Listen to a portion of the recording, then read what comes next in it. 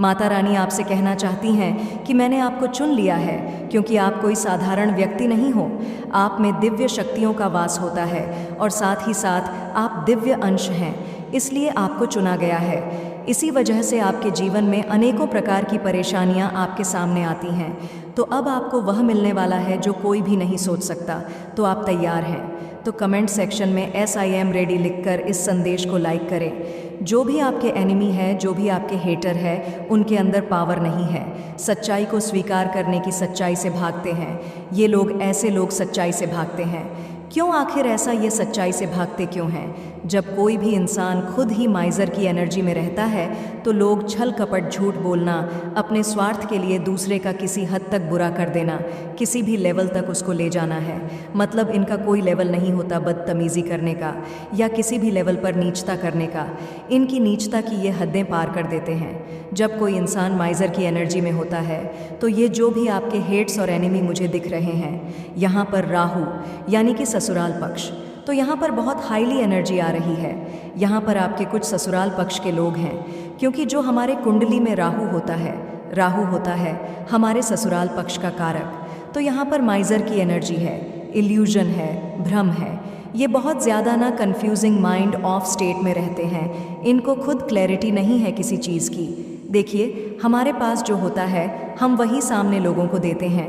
तो इनके पास भ्रम है, इनके पास इल्यूजन है, इनके पास नेगेटिविटी है, तो वही ये सामने वाले लोगों को देते हैं। और जब कोई इंसान ये माइज़र की एनर्जी में रहेगा, कन्फ्यूज़न स्टेट ऑफ माइंड में रहेगा, तो उसको आत्मज्ञान का पता होता है, ना तो को आत्मबोध होता है। और जब किसी को आत्मबोध नहीं होता, आत्मज्ञान नहीं होता, तो उस कगार पर कोई भी इंसान बहुत अपराधजनक काम करने में वह लग जाता है, क्योंकि उसका अहंकार इतना ज़्यादा, अपने अहंकार को वह इतना पोषण करता है, उसको बहुत ज़्यादा उसको पोषित करता है अपने अहंकार को। अब चाहे सामने फिर कुछ भी आ जाए, हर एक चीज़ को कुचल करके आगे बढ़ता रहता है।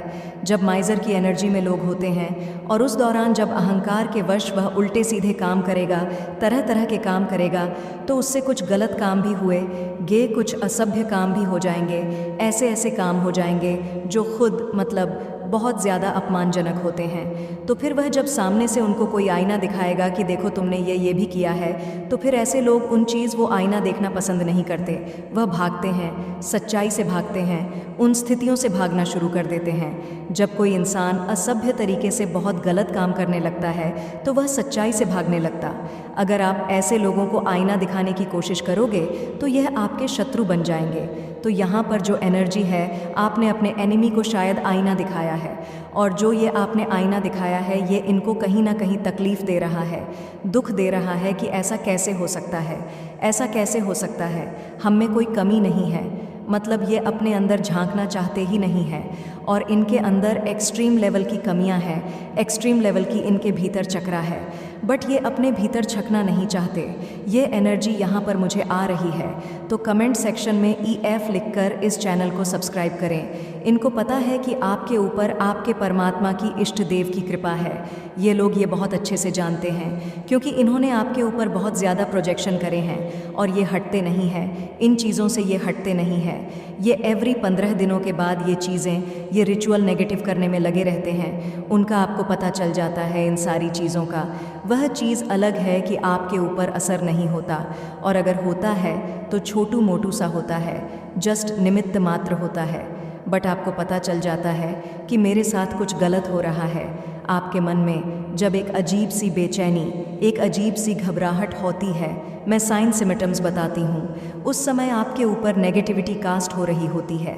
जब आपका बिना वजह रोने का मन करता है, जब आपके ऊपर नेगेटिविटी जब कास्ट करी जाती है, तो आप देखोगे आपके अंदर एक अजीब सी बेचैनी लग जाएगी। उस समय आपके ऊपर नेगेटिव प्रोजेक्शन हो रहे होते हैं और ये भी जानते हैं कि हमारी सारी हरकत फिजूल है, इसके ऊपर परमात्मा की ब्लेसिंग है। पर ये हटते नहीं हैं, अपने न्यूज़ कर्मों से आइसोलेशन में जा रहे हैं। कुछ लोग अपने नीच कर्मों से डी वर्ल्ड की एनर्जी, मूवमेंट टू मूवमेंट, आप धीरे धीरे अपने करियर पाथ पर आगे बढ़ते हुए मुझे नज़र आ रहे हैं। बहुत ऑब्स्टकल आए हैं, बहुत परेशानियां आई हैं, बट आप थकते हैं।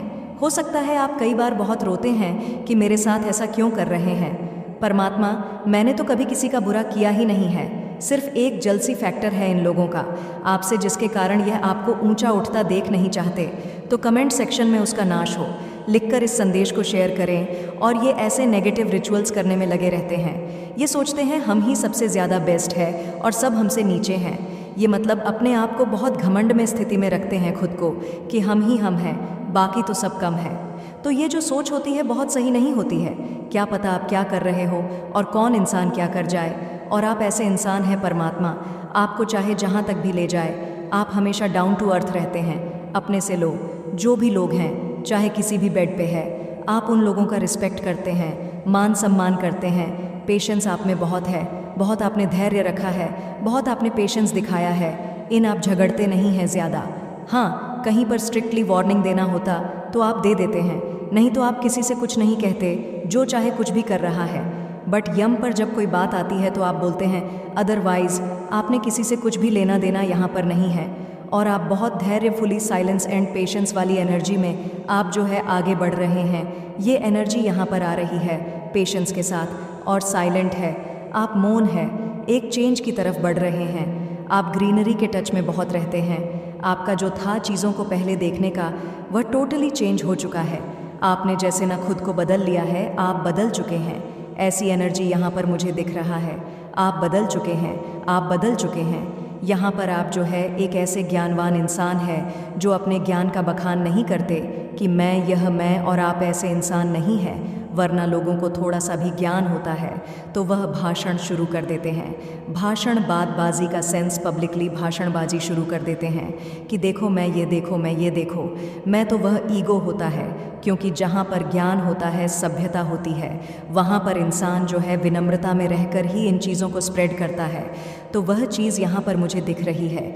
आपके जीवन में जो इस नई शुरुआत से आपकी बहुत ज़्यादा प्रेशर फील कर, ये जो आप नई शुरुआत कर रहे हैं, उस इंसान को बहुत प्रेशर फील कर रहा है, क्योंकि उसने बहुत बैड कर्मा क्रिएट करे हुए हैं। अपने कर्मों से, अपनी वाणी से या किसी भी तरीके से उसने बैड कर्म इतने क्रिएट करे हुए हैं।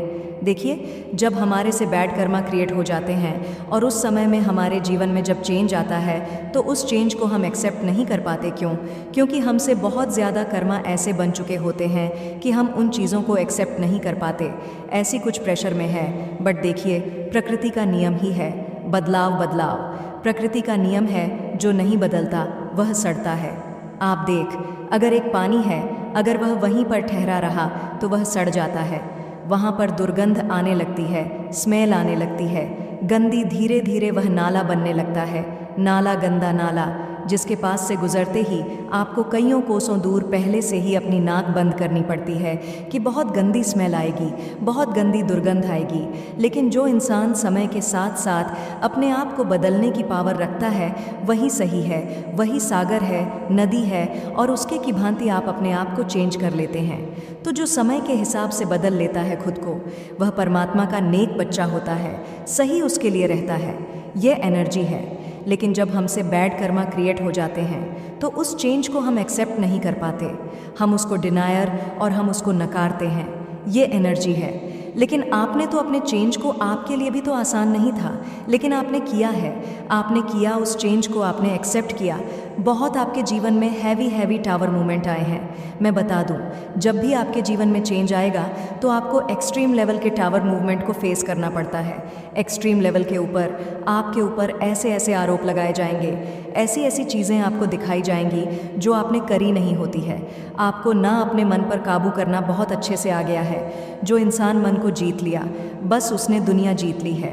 एक कहावत है, मन के हारे हार है, मन के जीते जीत। जो इंसान किसी भी परिस्थिति को अपने मन में जीत लेता है तो बाहरी परिस्थितियों में भी उसकी विजय पक्की होती है। लेकिन जहाँ पर आप अपने मन से हारने लगे, अपने कंट्रोल को लूज़ करने लगते हैं, तो वहाँ पर आपकी हार निश्चित हो जाती है। तो यह एनर्जी यहाँ पर आपने खुद को कंट्रोल किया है, अपने मन पर काबू करने की। आपके अंदर अधा की एनर्जी है, आपकी शिव शक्ति ऊर्जा बैलेंस है। यहाँ पर यह एनर्जी भी मुझे आप पर आ रही है। इस समय मैं बात करूं, भगवान शिव शक्ति को आप जो है अपना कनेक्शन बना पा रहे हैं। आप जो है शिव शक्ति ऊर्जा आपकी बैलेंस हो रही है। आपने लोगों के प्रति समर्पण भाव पहले बहुत रखा है। हो सकता है किसी ऐसे इंसान के प्रति आप इतना ज़्यादा समर्पित थे कि उसने आपका मिसयूज़ किया है। तो यहाँ पर ईश्वर कह रहे हैं कि आपने समर्पण भाव जो रखना है अपने इष्ट के प्रति रखना है, अपने परमात्मा के प्रति रखता है।